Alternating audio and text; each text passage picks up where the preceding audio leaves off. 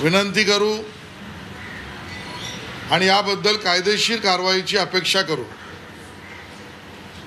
आणि सवाल औरंगजेबी मानसिकतेचाच असेल तर संजय राऊत आणि त्यांच्या पक्षाला आणि उद्धवजींना आमचे थेट सवाल आहेत। याकूब मेमनचं थडगं उद्धवजी आपण मुख्यमंत्री असताना त्या ठिकाणी सजवलं गेलं, याला औरंगजेबी मानसिकता म्हणणार की नाही? आमचा सवाल सरळ उद्धवजींना आहे। ज्या अफजल गुरुने भारताच्या संसदेवर हल्ला केला त्याच्या समर्थनार्थ दिल्लीमध्ये अफजल तेरे कातिल जिंदा है हम शर्मिंदा है। अमृत नोनी आर्थो प्लस ये एक प्रूवन फॉर्मूला है। इसमें मौजूद नोनी फल के गुण और आयुर्वेदिक जड़ी बूटियां शरीर को जरूरी पोषक तत्व देने के साथ साथ हड्डियों और जोड़ों के घिसने, उनमें होने वाले सूजन और दर्द को रोकने में मदद करता है। दर्द मुक्त जीवन के लिए अमृत नोनी आर्थो प्लस। असं म्हणणाऱ्या लोकांना आपण मुख्यमंत्री असताना महाराष्ट्रामध्ये सभेला यायची परवानगी सुरुवातीला मिळाली होती की नाही? ही औरंगजेबी मानसिकता आहे की नाही? आणि म्हणून भारतीय जनता पक्षाने तर अफजल खानाचं थडगही उखडून टाकलं, भारतीय जनता पक्षाच्या सरकारने तर छत्रपती शिवाजी महाराजांच्या आमच्या अष्टमुद्रा संदर्भातला बोधचिन्ह असलेला आमच्या संरक्षण यंत्रणेचा झेंडाही केला आणि भारतीय नेव्हीच्या ऑफिशियल ड्रेसवर आता अष्टमुद्रा आणली।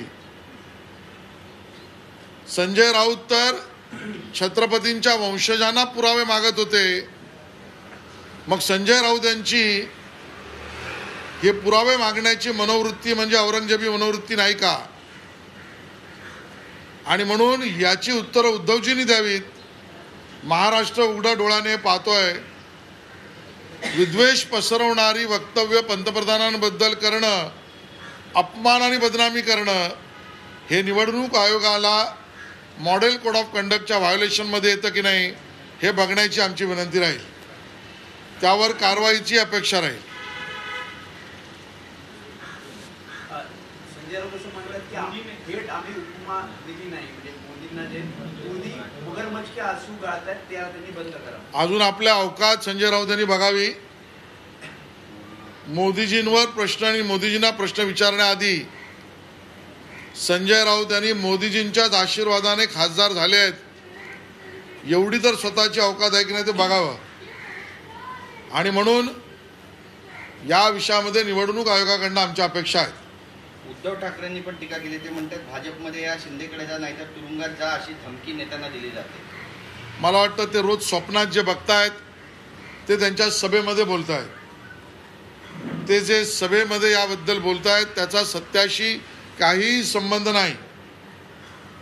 आणि तथ्यच बघायची झाली तर एकनाथ शिंदे आणि 40 आमदार हे राष्ट्रवादी काँग्रेसला उद्धवजी तुम्ही मदत करताय, त्यांना वाढवताय, आमचं खच्चीकरण करताय असं सांगून गेले।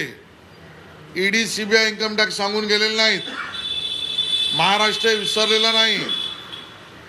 तुमच्या स्वतःच्या कुटुंबातील परिवारातील उद्धवजी लोक हे तुम्हाला सोडून गेले, तुम्हाला न्यायालयापर्यंत लढाई प्रॉपर्टीची लढावी लागली। यात कुठल्या एजन्सी नव्हत्या। तुमचा चुलत भाऊ तुम्हाला सोडून गेलात कारण तुम्ही